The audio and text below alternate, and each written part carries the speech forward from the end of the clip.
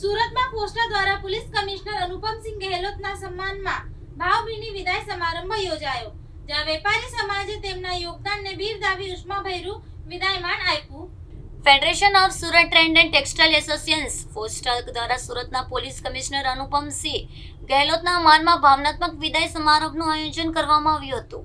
પોસ્ટા કાર્યાલય ખાતે યોજાયેલા કાર્યક્રમમાં સંસ્થાના હોદ્દેદારો, ડિરેક્ટરો તેમજ મોટી સંખ્યામાં ટેક્સટાઇલ વેપારીઓ ઉપસ્થિત રહ્યા હતા.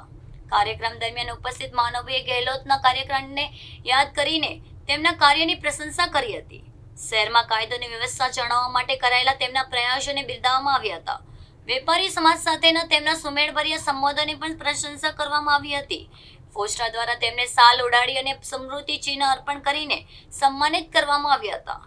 અનુપમસિંહ ગેહલોતે આ સન્માન બદલ પોસ્ટા અને વેપારી સમાજનો હૃદયપૂર્વક આભાર વ્યક્ત કર્યો હતો.